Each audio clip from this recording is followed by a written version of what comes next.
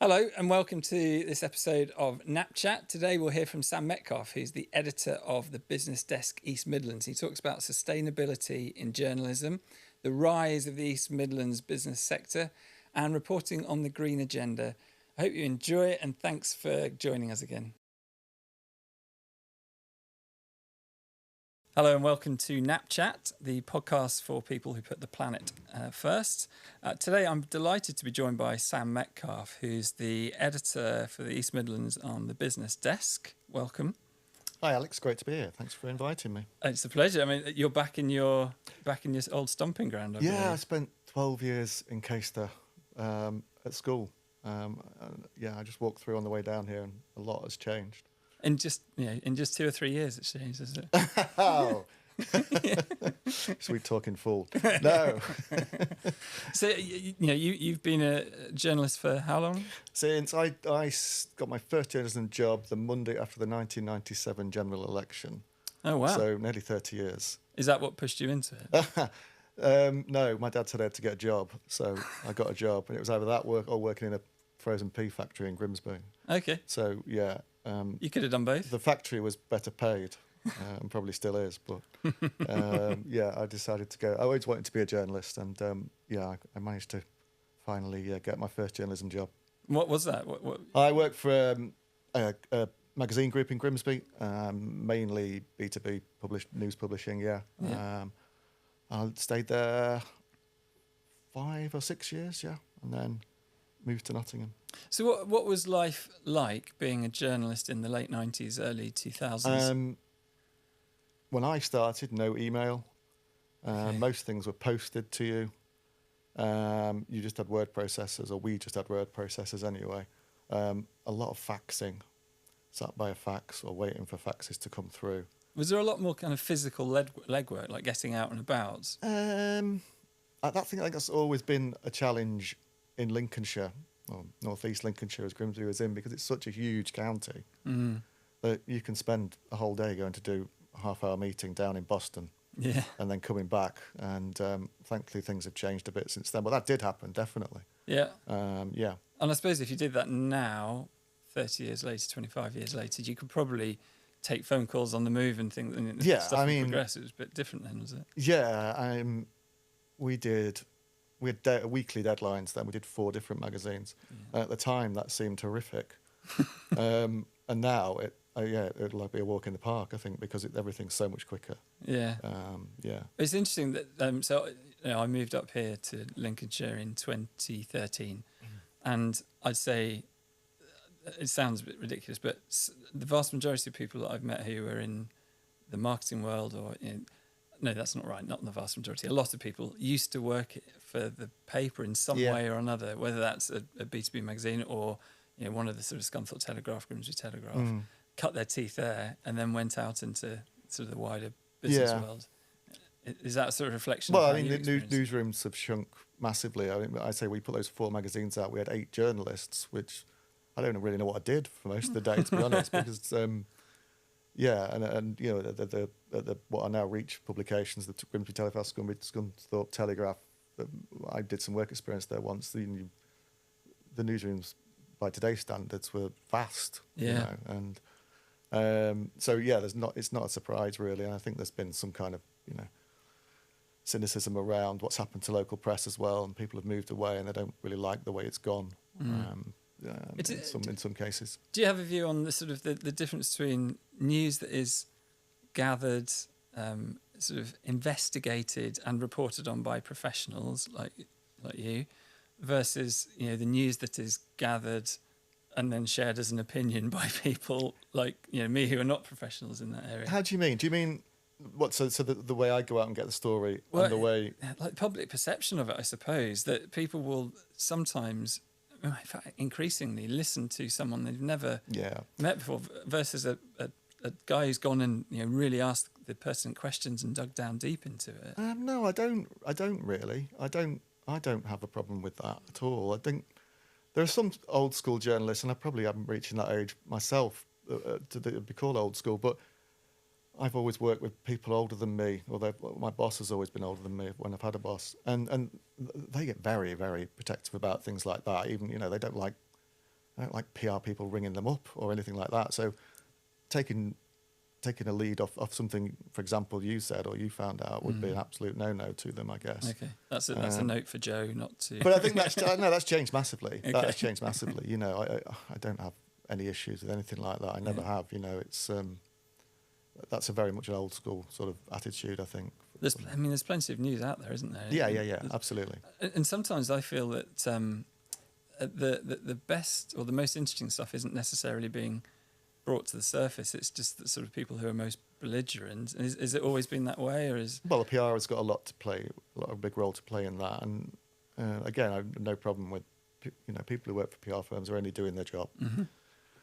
If someone rings me up and says, "Oh, I've got some news for you. You might be interested in, so and so raising £59 for a charity," they're only doing their job. They've been told to do this, But there is plenty of news out there. There's plenty of good PR-led news, but there's also, if you've got the time, lots of other news as well. Yeah. Like the problem now, from what I said earlier, where it seemed like I had loads, probably seems now like I had loads of time when I started, didn't at the time, but is that I don't have time to do all that. And so I lean heavily on PR-led news, really. Yeah. I mean... and the East Midlands is such a vast geographic area. We've seen where we're, just at sort of the top end of Lincolnshire, not quite into North East Links, not quite into North Links, that, they've closed down a lot of their business reporting. So it feels like a lot of that burden rests with you guys.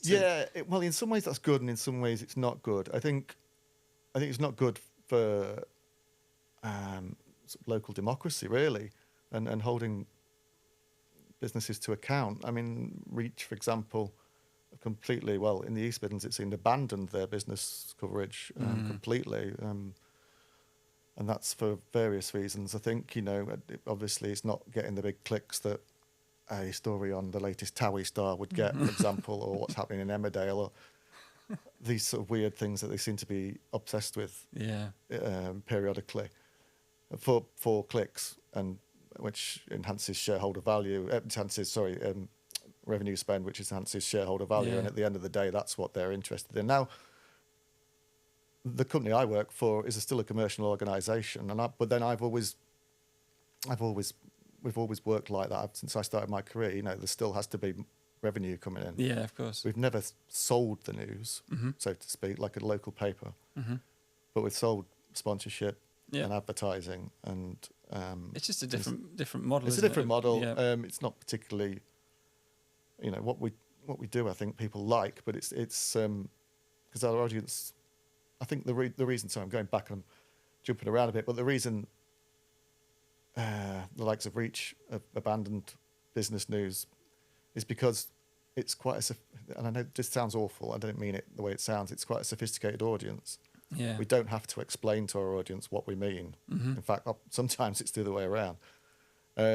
Whereas the sort of potpourri of a local newspaper, it stands out there more than it does with, obviously it doesn't stand out with us because that's what we write about. Yeah, and it's from a business person's point of view, it's sometimes that you sort of think, well, maybe there isn't as much business news around because there's not as much getting reported on. You think, well, is that because people aren't, is that a reflection of the economic situation, or is it just that not as much reported on? Because I do think that pretty much the only stuff we see is from your organisation when it's published out. Bad news gets way more page views than good news. Way more. True, I made a mistake last December or December before. I thought it might get quiet, so I thought I'd do like the top 50 best read stories of the year and do, I think, 5 a day or 10 a day, I think I did. And I've just depressed myself after about 3 days. Because I listened seriously, about 47 of them were firms going into administration. Oh, no. I thought this has not been a very good year. It's such a shame because there is a huge amount of there is, and we always will cover good news, and especially if, job creation news, where it affects people's lives, definitely, for better or worse, I guess. But yeah, there is loads of good news, but it doesn't get anywhere near as well read as bad news, unfortunately. And from a news production and news distribution point of view, do you see it now that it is easier to get news out there and stories out there and to get information to people? Or, or do you think there's so much that people need to consume or have to consume? Yeah, it's a double-edged sword. I mean, let's take LinkedIn, for example. I put 90% of the stuff that we publish on there. But then if you're going to work out LinkedIn's algorithm, you're an absolute genius. Does it get seen? Does it not? I think it's better to put it out there than not put it on there. Yeah. It does drive traffic. It is saturated, but I do believe that people need somebody to trust. Yeah. 99% of the stuff you see on LinkedIn is, in some cases, a little bit weird. Yeah.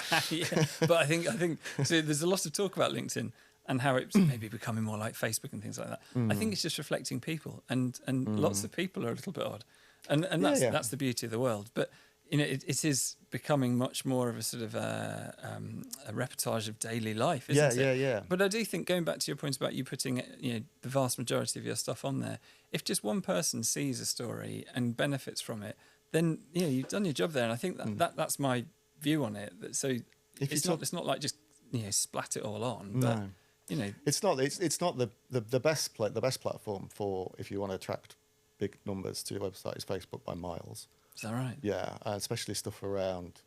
It seems to be like planning. Okay. There's a few houses being built around a village, okay. and there's a pressure group trying to, and not wanting those houses. Then some of those stories go crazy. Okay. And because they get shared and shared and shared. Yeah.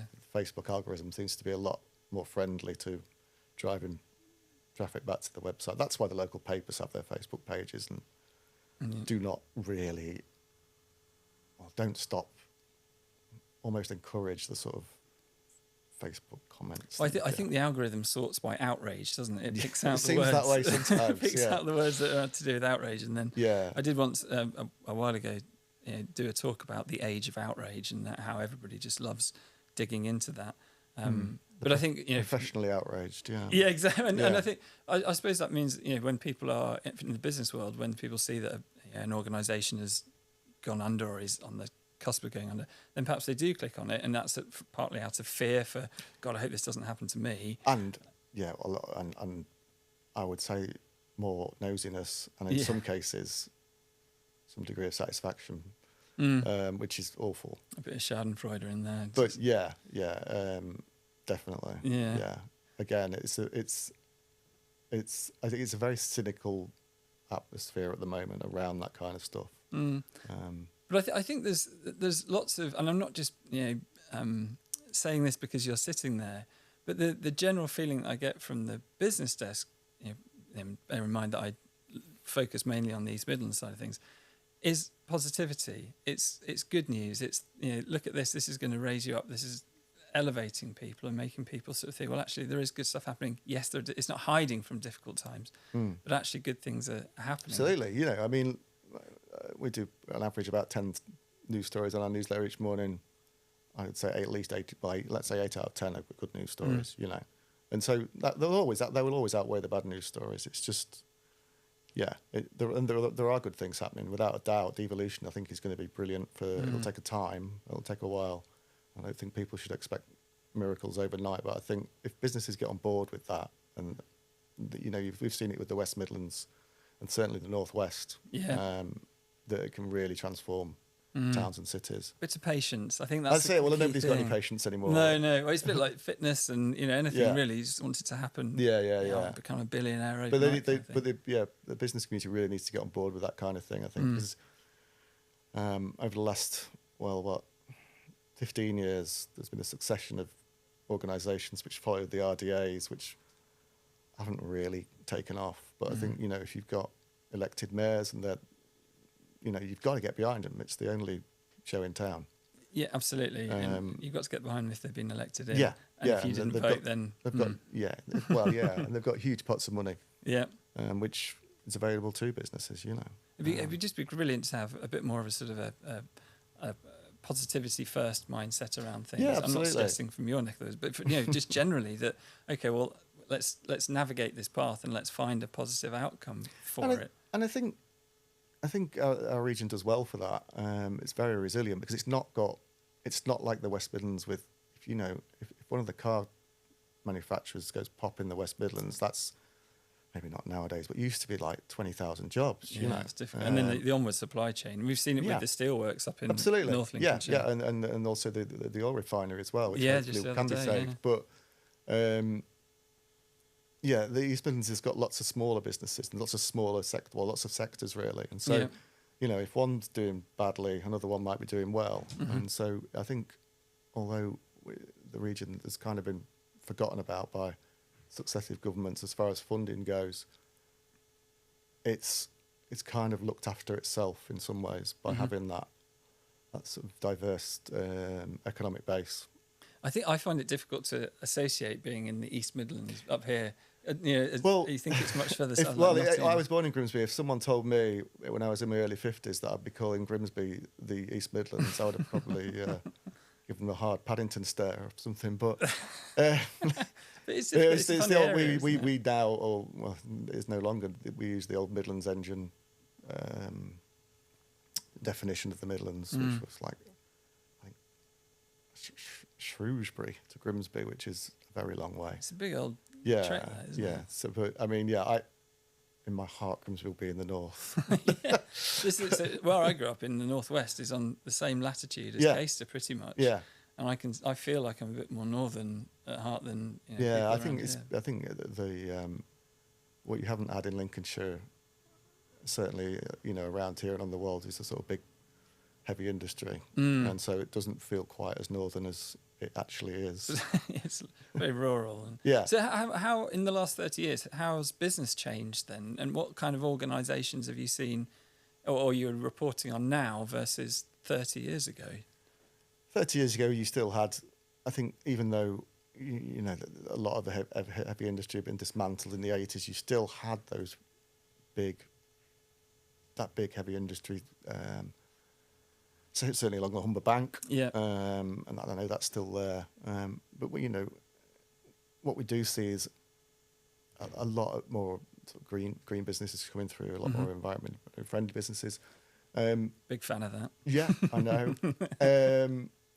I mean, some of those I find when I started as a journalist, and you read about a business like that, it's like wow, and now it's sort of like, oh, really? There is that sort of, are you really that environmentally friendly? That sort of. And so when a business really is, they really stand out, I think, nowadays. There's that kind of cynicism that's crept into it because you've got a lot of big firms just ticking boxes on it. This greenwashing thing, as you mentioned earlier. Yeah. And is that something that you have to, as a journalist, and I mean, you've got to be careful of? Yeah, I just don't cover it because it's a bit like, I go back to the law firm that charges £500 an hour has raised £500 for a charity. Here's a press release. Yeah. It's like, you could have probably found that down the back of the sofa kind of thing. It's that kind of thing. It's like, well, this is what you should be doing. This isn't news. Yeah. I mean, this is the very least you should be doing for some businesses. Yeah. It is interesting actually to see in the last 10 years how organisations are starting to understand and sort of lead the way on, green is the default. Yeah. And then it's like green plus. Yeah, absolutely. And I think green's a pretty wishy-washy term anyway, but and so is sustainability in a way. But I think that organisations are more focused on sustainability from a environmental perspective as well as the social and the financial side of things. They've got to have all those things tying in together. Yeah. To then see in the future and what that looks like. And is that something that you? Yeah, I think there's a danger of the green agenda slipping down the news agenda, though. I think other things have overtaken it. Okay. Other more, in some cases, not exciting things. Like the AI thing is such a huge thing at the moment. Which sort of ironically is very ungreen. This is it. Like the volume of energy or the amount of energy that's used to. Yeah. I don't think that's talked about enough by far. It's, everyone's so excited about it, and, which I think is it's understandable. I think. Yeah, but it's a bit like you let the excitement come to the surface and people sort of grab hold of it, and then they go, oh, well, actually, maybe I need to use it less. Maybe we need to be clever about that. And maybe the firms that rise to the top will be the ones that are clever about it and use less energy and actually find more sustainable, more environmental ways to use AI. But I think, going back to what you said, I think the companies really need to do something special nowadays and be special and be like real to stand out, because otherwise everybody's got a sustainability policy because they feel like they have to. Yes. And it's just another thing. It's a copy and paste from somewhere else. Yeah, absolutely. Yeah. So I think that really does need a push, and because it should be and should forever be at the top of everyone's priority. I think. It's just put into my mind a little bit that, imagine I was never in a newsroom 30 years ago, but I wish I was, because it sounds like a cool place to be. But was sort of environmentalism ever a consideration? You just like get through paper and print and all that kind of stuff. No, I mean, I didn't join the Business Desk because it was an online news publisher. I'd be lying if I said I was some kind of eco warrior in that sense. It doesn't. I get my laptop's on 10 to 12 hours a day, probably more sometimes. Yeah. I get about 1,000 emails a day. That can't be great. Blimey. And so, we do more in-person events than we've ever done before. We're not, it's not sort of avatar for the environmentally sustainable. But you have to have a balance, don't you? That sort of in-person versus just doing digital all the time. Yeah. You need to get people together. Well, did we think about it? No, I don't think we did. No, I really don't think we did. It was, you got the magazines. The magazines came. Well, they didn't even come back. They went through a distribution house, and you printed 20,000, and that was it. Because I think when I started, internet was very basic. Really, you couldn't really. I really don't remember getting any information for stories off the internet back then. It was all dial-up, wasn't it? Yeah, and it was just a bit odd. Yeah, there's a lot of sort of weird stuff on it, wasn't there? I don't know if there is now, but it was very sort of niche almost. I can't imagine AI is touching much of that. No, to get its information. No, absolutely not. Maybe it is. Maybe I've completely misunderstood it. Well, I hope not. Anyway, I don't know. But yeah, no. Like literally used to get photographs through the post, or little slides. Yeah. And do you think that sort of the digitisation of news and reporting and news consumption has been beneficial from an environmental perspective, or is it again something very difficult to put your finger on? Yeah, I think it is. I think it is, unless you know way more about it than I do.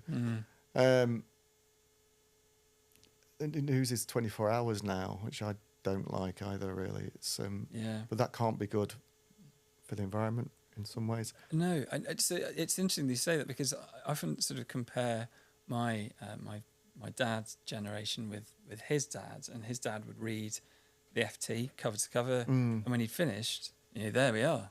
Whereas my dad's generation, got to do something else. Yeah, they can just scroll through on their. And I think there's that 24-hour news, rolling news thing leads to sort of aimless punditry. Yeah. Where you're you're just some person sat there.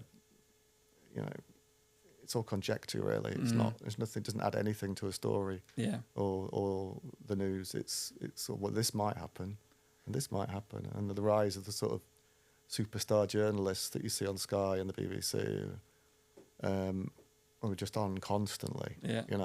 They've got nothing to say, really. It's almost like the idea of deep thought is. I'm saying this sat here to you when you're filming it. I mean, that's a bit hypocritical. That's fair point. But we're not on Sky. But what we'll find is, obviously loads and loads of people will have their views on what you're saying. You see some people on BBC. But no, I don't like that. I think it's it's like I don't it's like any kind of thing to do with football now is talked about endlessly. It's just leave it. Worry about it next Saturday. Yeah. Or Tuesday or Thursday, whenever the games are. Yeah. Or every night now. Yeah.